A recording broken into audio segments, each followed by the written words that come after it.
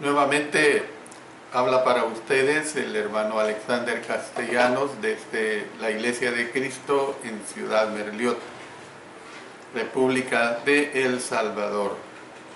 En la parte que corresponde a el sermón voy a dedicar un estudio basado en el libro de los Hechos, capítulo 1, versos 10 al 11. Por favor, le vamos a dar lectura a estos dos versículos. Dice que, y estando ellos con los ojos puestos en el cielo, entre tanto que él se iba, he aquí se pusieron junto a ellos dos varones con vestiduras blancas, los cuales también les dijeron: varones Galileos, ¿por qué estáis mirando al cielo? Este mismo Jesús que ha sido tomado de vosotros al cielo, así vendrá como le habéis visto ir al cielo.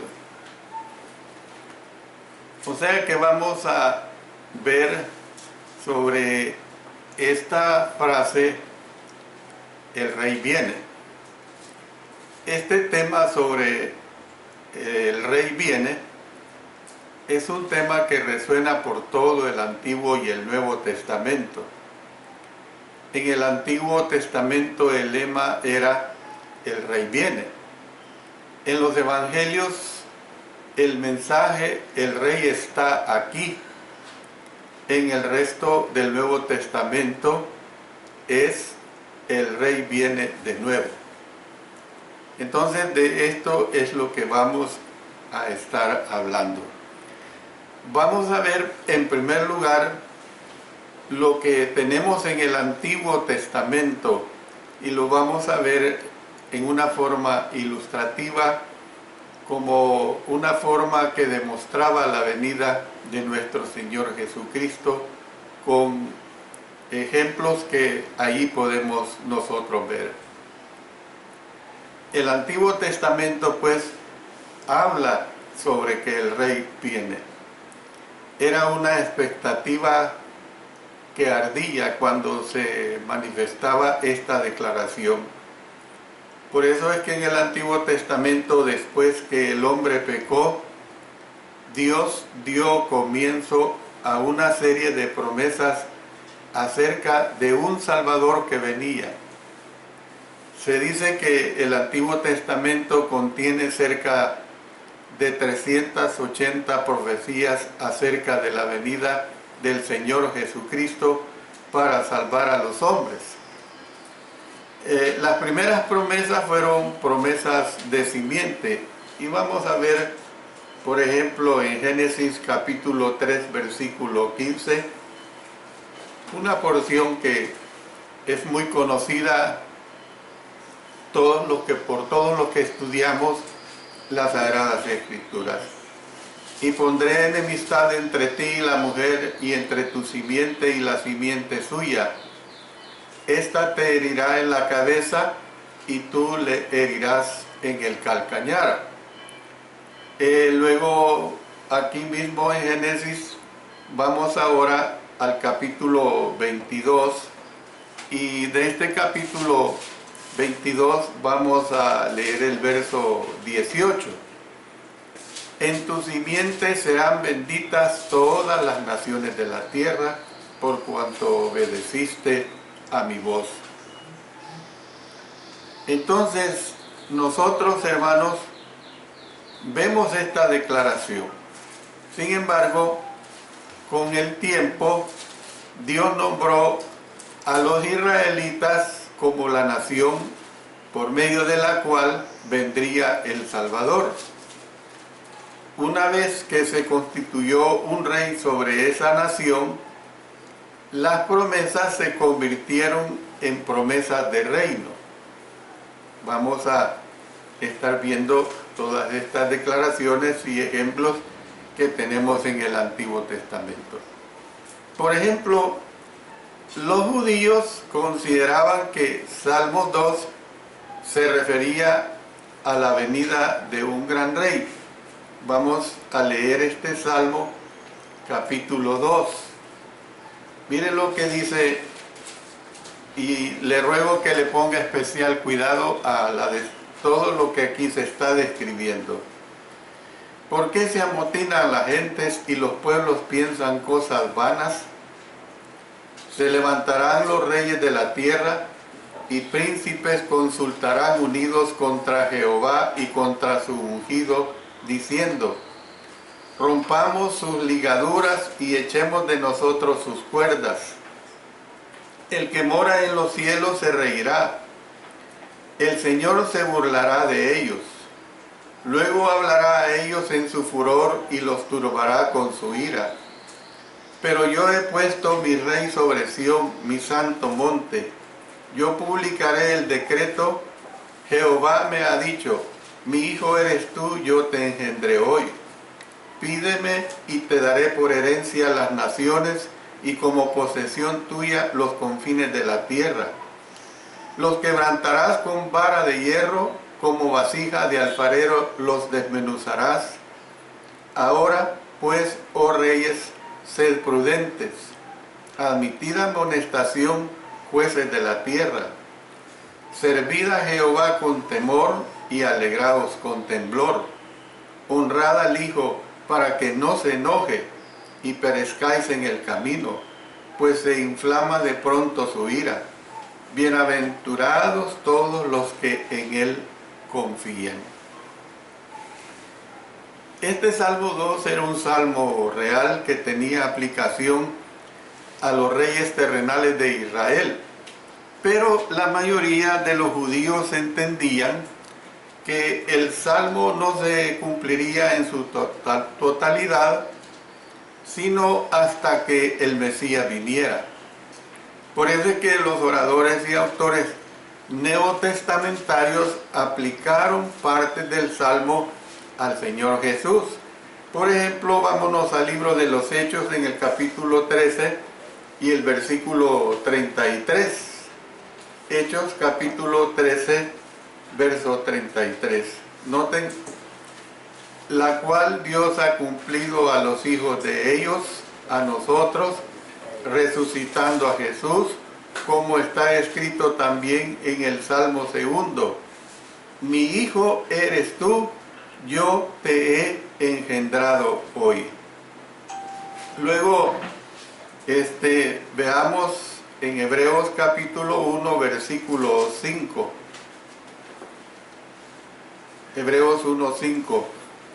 Porque ¿a cuál de los ángeles dijo Dios jamás: mi hijo eres tú, yo te he engendrado hoy, y otra vez yo seré a él padre y él me será a mi hijo?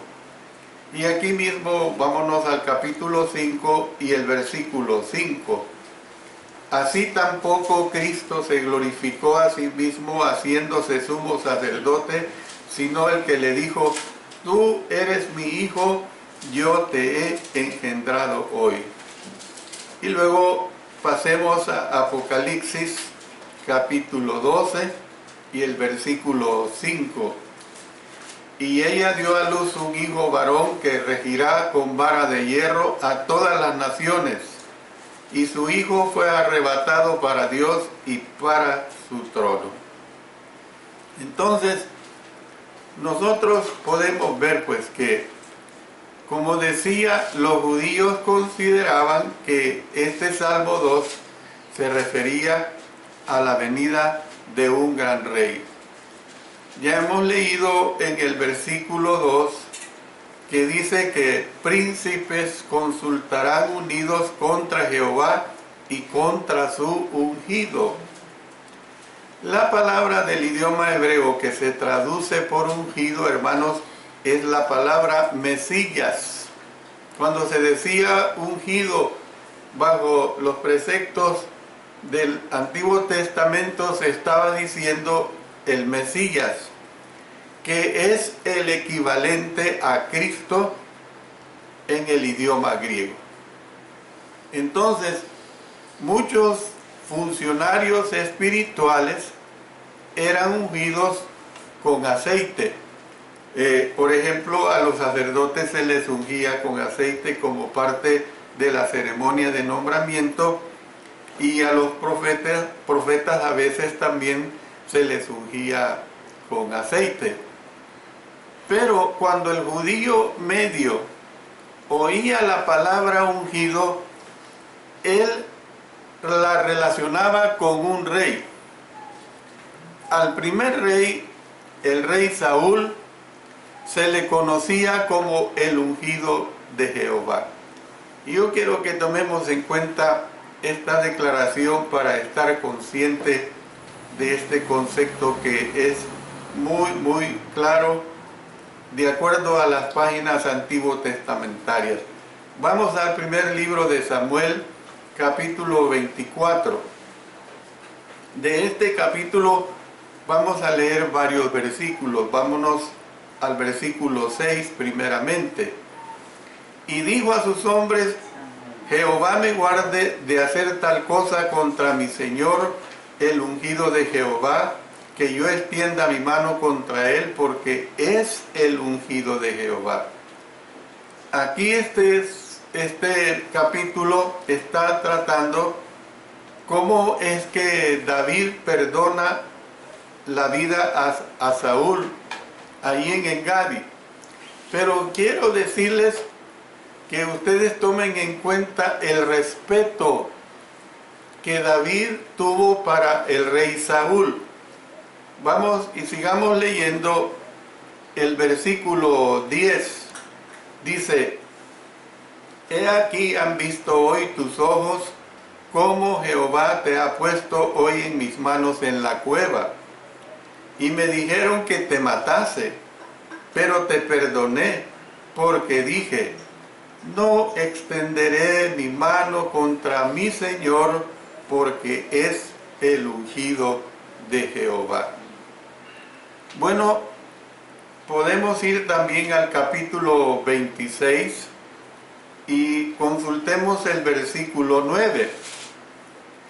Y David respondió a Abisai: no le mates, porque ¿quién extenderá su mano contra el ungido de Jehová y será inocente? Más abajito, el verso 11: guárdeme Jehová de extender mi mano contra el ungido de Jehová, pero toma ahora la lanza que está a su cabecera y la vasija de agua, y vámonos.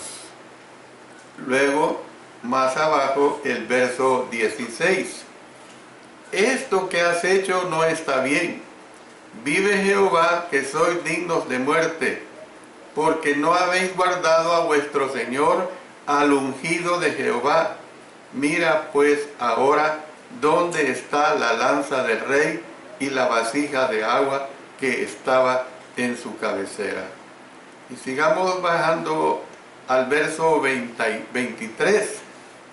Y Jehová pague a cada uno su justicia y su lealtad, pues Jehová te había entregado hoy en mi mano, mas yo no quise extender mi mano contra el ungido de Jehová.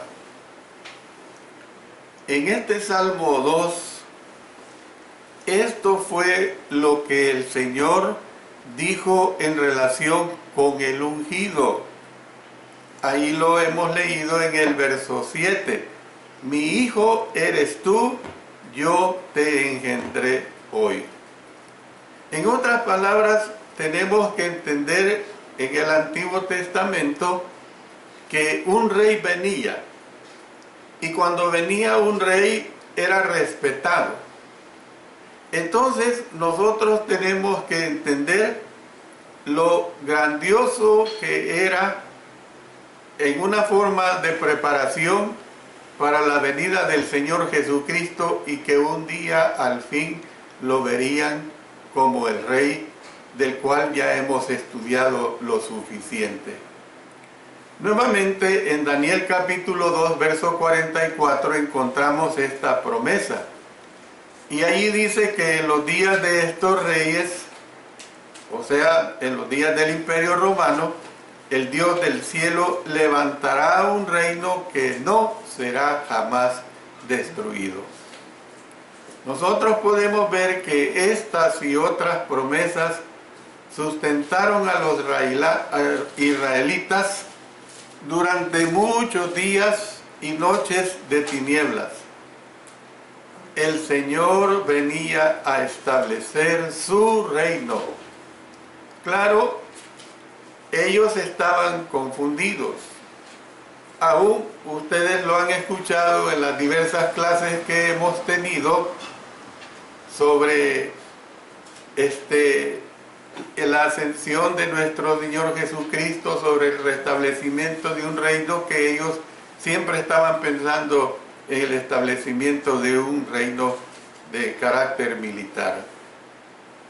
Pero hermanos, podemos nosotros ver que esta expectativa, conforme fueron pasando los siglos y más siglos, Isaías, que habla mucho de este ungido de Jehová, conocido como el Mesías para ellos y que en el idioma griego era el Cristo, esta expectativa, conforme los siglos iban pasando, se iba disipando más y más y más.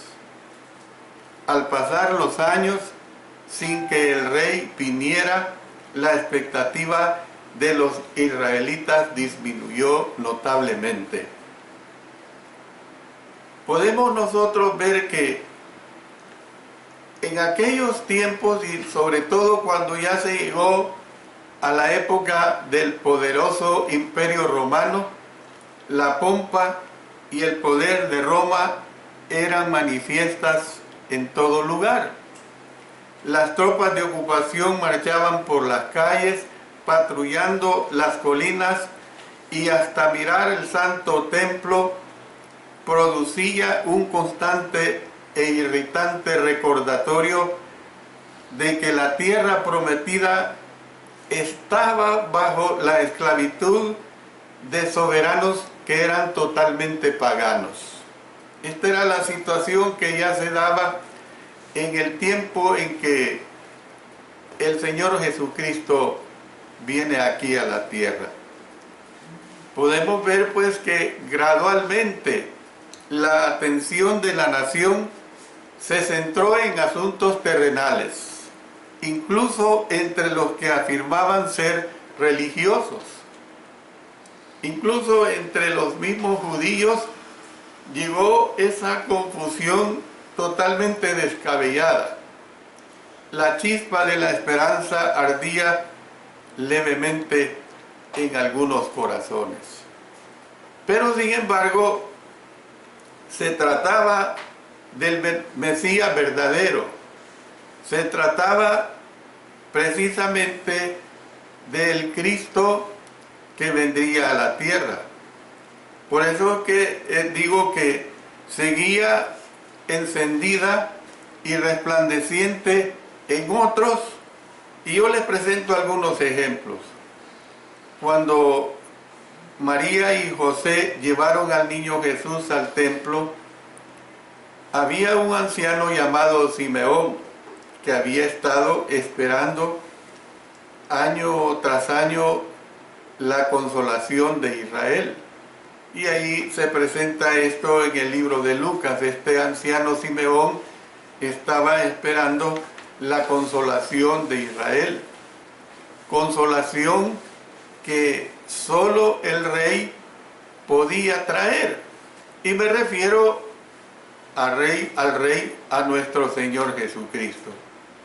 Y se dice en las Escrituras que cuando Simeón tomó al niño Jesús en sus brazos, el hombre alabó a Dios diciendo, noten lo que dice Lucas, versos 29 y 30. Ahora, Señor, despides a tu siervo en paz conforme a tu palabra, porque han visto mis ojos tu salvación. Nosotros aquí podemos ver que a veces la llama ardía en los lugares menos esperados. Y aun cuando había lo que anteriormente estaba diciendo y lo hemos estudiado ampliamente, aun cuando había ya una confusión y una desesperanza de quién era el Jesús que había nacido y que había desarrollado toda su obra en bien de la humanidad para darle salvación, aún se daban estas condiciones que ardía en los lugares menos esperados.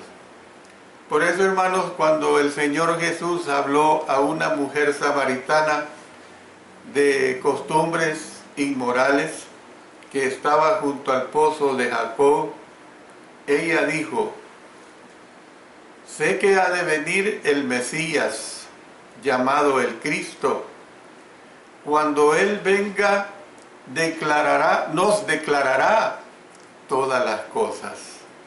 Y esto lo tenemos en el Evangelio de Juan capítulo 4, versículo 25. Esta mujer estaba conversando precisamente con el Mesías, con el Cristo. Y claro que esta mujer se sorprendió de toda la plática y de todo lo que el Señor le dijo. Nosotros podemos ver pues que acerca de la venida de nuestro Señor en una segunda venida es algo muy importante. Es algo, hermanos, muy trascendental, y es un evento que no es cuestión de un sueño, sino que es un evento que será real y que nosotros, hermanos, tenemos que esperar la segunda venida de nuestro Señor. Y para esperar esa segunda venida de nuestro Señor debemos de estar completamente listos, completamente preparados. En las siguientes porciones que sigamos estudiando acerca de que el Rey viene, vamos a contemplar lo que nos dicen los evangelios, lo que nos presentan en una forma, ya no en una figura antiguo testamentaria, sino bajo una realidad que llegó el momento de que el Señor vendría, el Rey viene. Dios bendiga su bendita palabra.